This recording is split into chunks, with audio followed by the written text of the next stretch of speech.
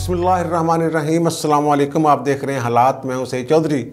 वज़ीर-ए-आज़म इमरान खान को घर भिजवाने के लिए अपोजिशन बड़ी सरगर्म है। लाहौर जनाब गढ़ बन गया है अपोजिशन की सरगर्मियों का। तमाम बड़े लीडर जो हैं अपोजिशन के लाहौर में हैं, जरदारी साहब, और मुलाकात पे मुलाकात, कभी उसके साथ उसके साथ, और फिर रात को फिर और चौधरियों के साथ मुलाकातें। इस तरह का कोई माहौल बना हुआ है और पहले आप की गिरदान हो रही है अंदर। और हो क्या रहा है, क्या करने जा रहे हैं, तहरीक-ए-एतमाद कब तक आएगी, ये सारी चीज़ें डिस्कस हो रही हैं। और हम तक जो इन्फॉर्मेशन आई है वो हम आपके ज़रूर गोशगुजार करते हैं। और फिर पैका का जो तरमीमी आर्डीनेंस है उसका जो सेक्शन 20 है वो इस्लामाबाद आइडनो ने कहता भाई जी रुक जाओ, ना रुको, आगे नहीं चलना, ठीक है ना। तो लेकिन यार ये फवाद चौधरी साहब जो हैं ये अब आलिम दीन बनने की कोशिश की है इन्होंने, और इस्लामी फ़क़ीह के तौर पे एक फ़तवा जारी कर दिया इन्होंने। ये जो इस्लाम और कुरान के मामलात हैं, जो खालिस्तन हुक्म से मुतल्लिक़ बातें हैं, उनको बंदे को ज़रा सोच समझ के थोड़ी सी तहक़ीक़ कर लेनी चाहिए।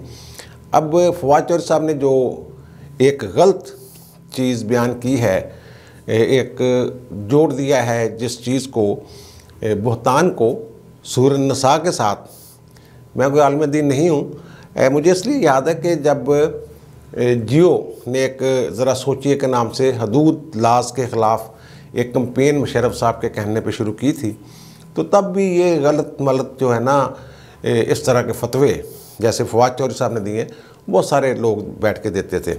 और जो फवाद चौधरी साहब ने फरमाया है ये मैं अर्ज़ कर देता हूँ आपको कि क्या है। मेरे नज़दीक तो ये इन्होंने गुमराह करने की कोशिश की है कुरान के नाम पे, आयत के नाम पे।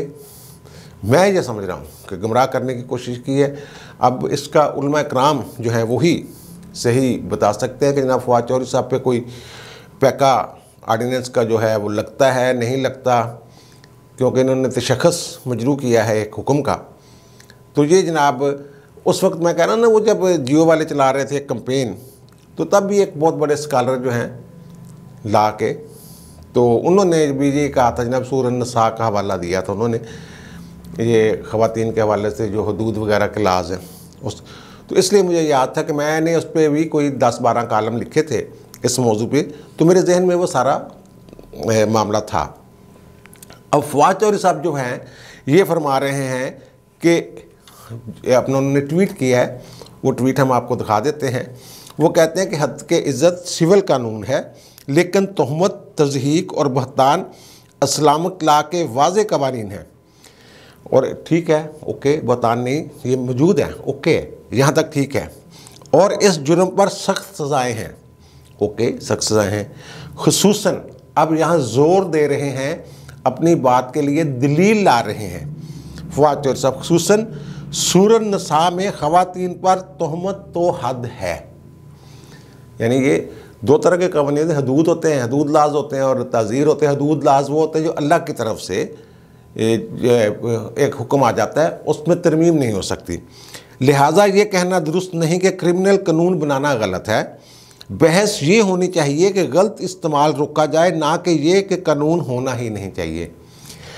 अब ये सूरह निसा का हवाला दे रहे हैं कि सूरह निसा में है कि तहमत या बहतान ख़ास तौर पर ख़वातीन पर अगर बहतान लगाया जाता है तो उसके लिए हद मुकर्रर है। हद कितनी मुकर्रर है? 80 कोड़े मुकर्रर हैं, ये ठीक है। लेकिन ये बात ये इनको समझना चाहिए, थोड़ी सी तहकीक कर लेनी चाहिए कि सूरह निसा में मेरे इल्म के मुताबिक ऐसी कोई हद मुकर्रर नहीं है बहतान की। मैं बड़ी माजरत के साथ ये बात कर रहा हूँ, अगर मैं गलत हूँ तो देख लीजिएगा, मुझे बता दीजिएगा। ये जो जिस उनके जहन में जो, क्योंकि सूरह निसा लगता है कि औरतों से मुतल्लिक़ ये इसमें है, तो इसी में ये चीज़ होगी, आम एक तासर है। उस वक्त जब ज़रा सोचिए वाला प्रोग्राम था, उसमें भी यही सोच के सूरह निसा के हवाले दिए जा रहे होते थे लोग। सूरह निसा में कहा गया है, सूरह निसा में वो कुछ कहा ही नहीं गया होता जो वो कह देते हैं। अब सूरह निसा की आयत नंबर 15 हम आपको दिखा रहे हैं स्क्रीन पे। वो ये है कि और तुम्हारी औरतें, जो औरतों में से अगर जो कोई बदकारी करे, उन पर अपनों में से 4 गवाह लाओ फिर अगर वो गवाही दे दें तो इन औरतों को घरों में बंद रखो यहाँ तक कि इन्हें मौत आ जाए या फिर अल्लाह इनके लिए कोई रास्ता निकाल दे। पहली बात तो यह है कि ये सूरह निसा 4 गवाहों की शर्त आ गई। ओके, ये इंटरिम ऑर्डर है और बुरी हुक्म है। जब तक अल्लाह कोई रास्ता नहीं निकालता तब तक ये है कि उन्हें घर में बंद रखो जब तक मौत ना आ जाए।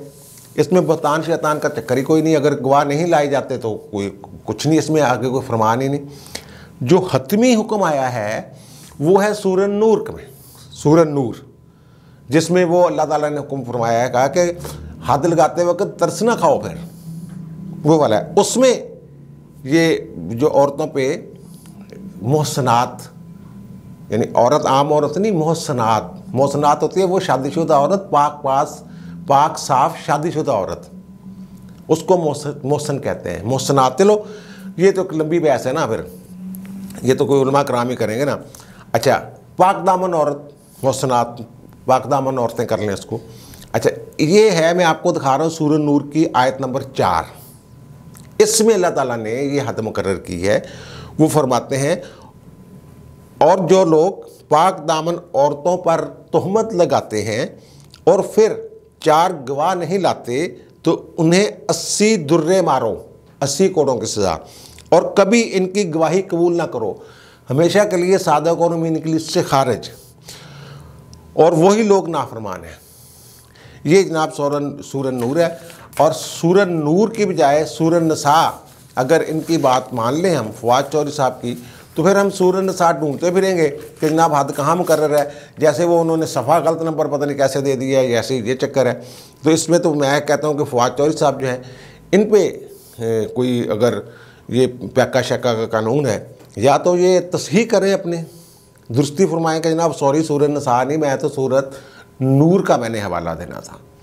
सूरह निसा का अगर हवाला दे रहे हैं आप वज़ीर इत्तलात और नशरियात हैं, लोग आपकी बात पे यकीन करते हैं कि जनाब इन्होंने बहुत सोच समझ के ये चीज़ की होगी। अब सूरह निसा में वो चीज़ मौजूद ही नहीं जिसका आप हवाला दे रहे हैं कि खसूसन, आपने खसूसन का लफ्ज़, खसूसन सूरह निसा, भाई जी खसूसन सूरह नूर। ये इस्लामी फ़कीह बनने की कोशिश ना किया करें। जितने भी मेरे जैसे लोग हैं उनको इस्लामी फ़कीह बनने की कोशिश नहीं, जब तक सामने आप देख ना लें अपनी आँखों से। और ये उलमा कराम को चाहिए कि उनसे पूछें कि भाई जी बताएं आप सूरह निसा में कहाँ ये आप हुक्म है जो आप फरमा रहे हैं हद का बतान का। वो सूरह नूर है, सूरह नूर आयत नंबर 4 मैंने जिक्र कर दिया। अच्छा, अब पैका में क्या हो रहा है, अटार्नी जनरल साहब ने कर दिया मुखालफत। वो कह रहे हैं जनाब ठीक नहीं है। वो कहते हैं जनाब मैं जुमेरात को यानी कल दूंगा अपनी राय, अदालत में पॉलिसी बयान दूंगा। वो पॉलिसी बयान मैंने पता किया वो क्या है, वो सेफ गार्ड बना रहे हैं कुछ, यानी ये जो कानून है, जो तरमीमी आर्डिनेंस, ये अंधाधुंध इस्तेमाल रोकने के लिए कुछ SOPs वगैरह वो बना रहे हैं। और ताकि मुझे मेरे खिलाफ अगर शिकायत आती है तो ये नहीं कि फौरी तौर पे मुझे गिरफ़्तार कर लें, उसके लिए कोई मेरे तहफ़्फ़ुज़ के लिए भी, यानी मुल्ज़िमों के तहफ़्फ़ुज़ के लिए भी उसमें कुछ होगा, शहरियों के तहफ़्फ़ुज़ के लिए कह लें कि अंधाधुंध कोई कार्रवाई नहीं होगी। इस तरह के कोई सेफ गार्ड मुहैया करेंगे और फिर वो पॉलिसी बयान देंगे। वो ज़ाहिर है उनकी इज़्ज़त भी रखनी होती है हुकूमत ने कि हर बात पे यू टर्न। और MQM वालों ने भी ख़त लिख दिया है वज़ीर आज़म साहब को कि जनाब ये आप वापस लें, ये ड्रैकोनियन लॉ है, हम कैसे हिमायत करेंगे इसकी। और अटार्नी जनरल साहब भी मुखालफत कर रहे हैं। अब अदालत में वो बताएंगे जनाब हम इसको कैसे, असल में अटार्नी जनरल साहब जो हैं वो इसका जो होता है ना पंजाबी कहते हैं डंग काट देना, वो इसका डंग निकालना चाहते हैं। डंग किसका निकल जाएगा, फिर वो एक यानी कि मुंह में दांत ही नहीं होंगे सांप के, तो फिर क्या उसने काटना है। इस तरह के अटार्नी जनरल साहब जो हैं वो कोई खाला जवेद खान साहब कोई बना रहे हैं बैठ के SOPs वगैरह। और फिर इस्लामाबाद हाई कोर्ट ने जो ये सेक्शन 20 है 20 prevention of electronic crimes act जो तरमीमी आया है पैका, तो वो जनाब उन्होंने कहा नहीं इस पर आप सरदस्त कार्रवाई रोकें।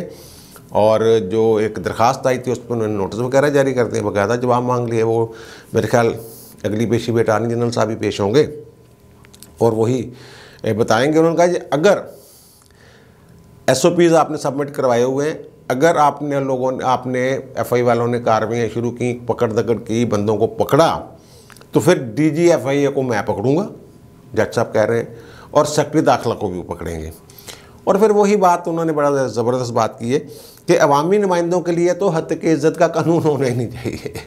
हर एक दूसरे पे उन्होंने इल्ज़ाम तराशे हैं। अब ज़ाहिर है करप्शन की बातें हो रही हैं, मौजूदा हुकूमत, माफियाज़ की सरपरस्ती की बातें हो रही हैं, नून लीग वाले जो हैं, शरीफ फैमिली, उनके ऊपर करप्शन के इल्ज़ामात, जरदारी साहब के, वो तो फिर जो बंदा मुंह से बात निकालेगा वो सियासतदानों के बारे में, ये अवामी फिगर होते हैं, इनके बारे में बात हो जाती है। तो फिर तो ये हर बंदा, हर दूसरा बंदा, हर ट्वीट करने वाला बंदा, सोशल मीडिया इस्तेमाल करने वाला हर बंदा जो तनकीद करे वो पकड़ के अंदर कर देंगे उसको। यही इनकी मंशा लग रही है मुझे। वो उन्होंने ये युगांडा और जिम्बाब्वे जैसे जो ममालिक हैं, उन्होंने भी फौजदारी से निकाल दिया इसको। वैसे हमारे जो हद के इज़्ज़त का कानून है ना, किसी को डिफेम करने वाला, वो फौजदारी भी है, मैंने उसका जिक्र किया था, उसमें 2 साल सज़ा भी है। ये फौजदारी के तहत भी, ताज़रियात पाकिस्तान के तहत भी ये जुर्म शुरू बनता है। तो ये सर हो गया फ़ौज चोरी का आलम बनने का शौक़, और जो साइबर क्राइम वाला जो कानून है उसमें। और वो फ़ौज चोरी साहब कहते हैं जनाब अटार्नी जनरल साहब की मुखालफत में समझना चाहना क्यों मुखालफत कर रहे हैं। इसलिए मुखालफत कर रहे हैं भाई, पूरा मुल्क की तमाम तंजीमें, तमाम सिविल सोसाइटीज़, NGOs, वकला, अदालतें, सब गलत हैं, और फवाद चौधरी साहब और इनकी हुकूमत ठीक है कि जनाब वो जो मैं समझना चाहता हूँ अटार्नी जनरल क्यों मुखालफत की, और मैं समझना चाहता हूँ, है जी, मुशावरत के अमल में शामिल थे। मेरी इतला के मुताबिक अटार्नी जनरल ऑफिस में ऐसा कोई ड्राफ्ट नहीं आया था, ये मैं बता दूँ। अटार्नी जनरल ऑफिस में ऐसा कोई ड्राफ्ट नहीं आया था। ये वाला जो इन्होंने बनाया है, जो फ़रोग़ नसीम साहब का अपना और वज़ीर-ए-आज़म का सोचा समझा कोई मंसूबा हो तो हो, लेकिन जहाँ कुछ ऐसा नहीं था। अच्छा, अब आते हैं जनाब वो काम जिसकी तरफ पूरे मुल्क की नज़रें लगी हुई हैं।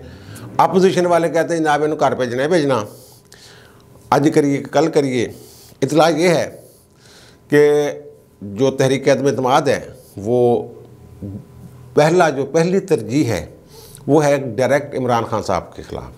वो बीच में वो कहते छोड़ दें। कल भी मैंने व्लॉग में एक जिक्र किया था, और वो कहते हैं कि जनाब इस्लामाबाद में जो मौजूद हैं अरकान असम्बली, उनसे शायद दस्तखत भी करवाए जा रहे हैं, डेट तो बाद डाल रहे हैं। टेबल करना भी एक मसला होता ना, 20% बंदे चाहिए होंगे हैं टेबल करने वास्ते वो जनाब। और उसके लिए, और ये फवाद चौधरी साहब ने इल्ज़ाम लगा दिया कि जनाब ये तो हमारे बंदे तोड़ रहे हैं, हार्स ट्रेडिंग शुरू कर दिए, रिश्वत दे रहे हैं हमारे बंदों को। वो कहते हैं हमारी ये खातून है MNA, एक अक़लियती रुकन है और एक और साहब है, उन तीनों को जनाब इन्होंने पैसे पूसे लगा दिए हैं, रिश्वत, हार्स ट्रेडिंग। और वो कहते हैं कि नहीं जनाब हार्स ट्रेडिंग हम तो पैसे पूसे नहीं लगाएंगे, टिकट टुकना की गलती हो ही जाएगी। नहीं यार। अच्छा, अब नून लीग वाले ये दावा कर रहे हैं कि हमारे पास PTI के 16 बंदों के राब्ते हैं। वो मैंने कल जिक्र किया था ना कि ये पत्ते थोड़े थोड़े एक दूसरे को शर्तन बताएंगे, नाम नहीं बताएंगे, लेकिन वैसे बता देंगे मेरे पास इतने हैं इतने हैं। और पीपल्स पार्टी वाले कह रहे हैं हमारे पास है 6। जमीयत उलमा इस्लाम मौलाना फजल रहमान साहब वो कह रहे हैं ना हमारे पास है 2 बंदे जो इनके हैं PTI के। वो ज़ाहिर उनके पास तो KP वाले कुछ लोग होंगे, पीपल्स पार्टी के पास जनूबी पंजाब के होंगे, और नून लीग के पास जो 16 बंदे हैं वो मिले जुले होंगे। और मसला अगे जाकर उन्होंने एडजस्ट करने का बनना हैगा, ये मैं तुहानू वैसे दस देना, ये बंदे तो ठीक आ। अच्छा, दूसरी फिर आज एक बड़ी बैठक वहाँ हुई है नून लीग, शहबाज शरीफ साहब मेज़बान थे, मौलाना साहब भी पहुँच गए हुए थे, मौलाना फजल रहमान साहब और असद महमूद साहब उनके साथ थे, अकरम दरानी साहब भी वहाँ, और दूसरी तरफ बिलावल साहब और उनके वालिद आसिफ जरदारी साहब, राजा परवेज़ अशरफ, यूसुफ रज़ा गिलानी, रक्साना बंगश, और फिर नून लीग के एजाज सादर, ख्वाजा सादर रफ़ीक, राना सनाउल्लाह, ये सारी एक लंबी चौड़ी बैठक। अच्छा, वो मूड सुनाया का बड़ा खुशगवार था। जरदारी साहब सुनाया को जुगता जगता ही मारते रहने अंदर बह के। और फिर वहाँ ये सुनने में ये आया है जो 1-2 दिनों से ये मीटिंग्स हो रही हैं, कल भी एक मीटिंग हुई थी ना, वो बिलावल उसमें हुई थी, तो वो जनाब पहले आप वाला करोला बन गया हुआ है। वो पहले आप जानी वो मैं ये कह रहा था अर्ज़ कर चुका हूँ वीलाग में कि नून लीग, पीपल्स पार्टी, दोनों में से कोई भी जो इनके सदूर या चेयरमैन है वो ये इंटरम स्टाफ गैप अरेंजमेंट वाला जो वज़ीर आज़म है वो नहीं बनना चाहते। तो जरदारी साहब को उन्होंने कहा कि ये तुसी बन जाओ, और उन्होंने शहबाज शरीफ का तू बन जा। नहीं जी, आप पहले आप वो वाला ट्रेन नहीं छूटने देंगे ये। वो कहते चलो यार बाद फैसला कर लेंगे, पता नहीं ऐसी वज़ीर आज़म किसी ने बनना भी है कि नहीं। उन्होंने अदम एतमाद ला के वो जो एक फार्मूला आया हुआ है मार्केट में कि जनाब या तो ये जो 24 बंदे लेके फिर रहे हैं ये रिज़ाइन करवा लें, उनको अपनी जमातों में शामिल करवा लें ओपनली, फिर उनकी सीट ज़ाहिर है फिर वो डी-सीट हो जाएंगे, छोड़ना पड़ेगा उन्हें। 63 वो लगेगा इन पर, जो डिफेक्शन क्लास है वो लग जाएगी अगर छोड़ देते हैं। तो फिर एतमाद का वोट लेना पड़ेगा, ज़ाहिर है उनके बंदे कम हो जाएंगे, सरकारी बेंचों पे कम लोग बैठे होंगे। तो और फिर अगर नया वज़ीर आज़म मुंतखब नहीं हो पाता तो फिर असम्बली तहलील हो जाएगी, जो एक आइन में लिखा हुआ है। बहरहाल उस पर तो मैं बहस कर चुका हूँ। तो ये एक रोला बना हुआ जितना पहले आप, लेकिन ये कोई इतना बड़ा वो कह लें फड्डा नहीं है। और चौधरीयों के साथ जो मामला बन रहा है ना, चौधरीयों के साथ आज मौलाना साहब भी ज़ाहिर है उनके घर जाएंगे, मुलाकात करेंगे। तो हो सकता है इस वक्त जब मैं ये वीलाग कर रहा हूँ वो कुछ खबरें आ चुकी हैं मुलाकात की। और दूसरी तरफ जरदारी साहब ने परवेज़ इलाही साहब को बुलाया कि आज ना बैठ के गल करते हैं। अब ये काफ लीग वाले हैं, एक पैरे ने पारे पंजाबी जैसे कहने हैं। वो कह रहे हैं कि जनाब देखें वो आप हमें 1.5 साल के लिए आप अगर हमें वजारत आला भी दे दें पंजाब में, तो अब भी हम तकरीबन वज़ीर आला पंजाब है, तो हमें क्या फ़ायदा होगा।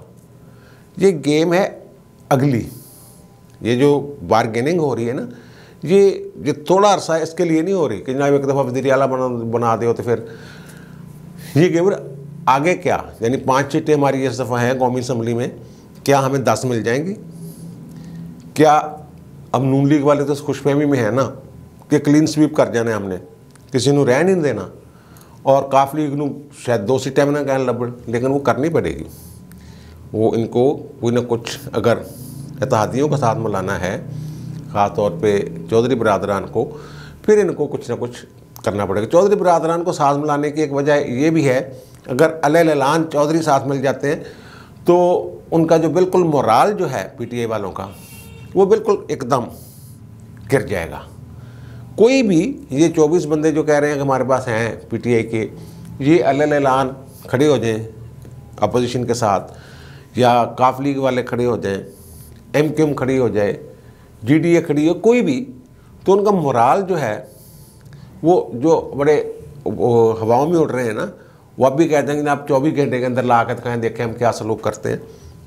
उन्होंने अपना हिसाब किताब करके ही सारा कुछ मामला करना है ना। और ये कल तक मज़ीद जो ख़बरें हैं ये मामला जो हैं क्लियर हो जाएंगे। और 162 इनके पास हैं, 10 बंदे चाहिए। वो कहते हैं हमने पक्का काम करना है कि अगर 4-5 बंदे इधर उधर भी हो जाएं तो फिर भी तहरीक अदम एतमाद जो है वो नाकाम नहीं होनी चाहिए। और अभी तक की इतला यही है कि पहले मरहले में पहले सट्टे वज़ीर आज़म साहब के खिलाफ तहरीक अदम एतमाद के अंदर जिस लियानी है, सूबे साहब रहन दो तो स्पीकर वगैरह रहन दो। अब अगर जो भी सूरत बनती है तो वो ज़ाहिर है वो मेन स्ट्रीम मीडिया से ही पता चल जाएगा। आपको अंदर की कोई अगर ख़बर हुई तो वो हम बता देंगे। बहुत सारी चीज़ें खुफिया भी रख रहे हैं ना, लेकिन अब मेरा ख्याल है जितनी तेज़ी के साथ आज मूवमेंट है अपोजिशन की, मुझे लगता है कि इन्होंने अब मज़ीद, वो कहते हैं कि पत्ते जो है अपने शो करना शुरू कर देने हैं, मीडिया को बताना शुरू कर देना है। और फिर वो वही बात कि जनाब तहरीक अदम एतमाद कब हो, वो ख्याल ये किया जा रहा है। बिलावल साहब के ज़राए से ये खबर निकली है कि वो उनका कोई 8 मार्च तक या 10 मार्च तक लॉन्ग मार्च है, तो उसके बाद कर लें। और शहबाज शरीफ साहब वो कह रहे हैं कि जनाब फिर तो साडा लॉन्ग मार्च शुरू हो जाना, ये तो लॉन्ग मार्चा च रवांगे असी। मेरा ख्याल है कि ये भी तय हो जाएगा कि मार्च के पहले हफ्ते या दूसरे हफ्ते हो सकता है लॉन्ग मार्च उधर पहुँचने वाला हो इस्लामाबाद, या पहुँच चुका हो तो उस दिन टेबल कर दी जाए। तो साइन वगैरह वो करवा रहे हैं। और ये जो बंदे तोड़ने वाली बात है, फवाद चौधरी साहब ने कहा है, तो ये मेरा नहीं ख्याल कि इस तरह वो पैसे दे के हार्स ट्रेडिंग के ज़रिए उनको, यानी कि ये कह रहे हैं आप इतने लाख ले लें, इतने करोड़ ले लें, 1 अरब ले लें, ऐसा नहीं है।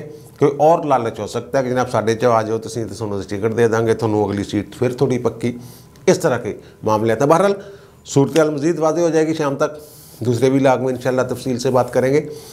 अब मुझे दीजिए इजाज़त। अल्लाह ताला आप पर, मुझ पर, हम सब पर मेहरबान रहे। अल्लाह हाफ़िज़।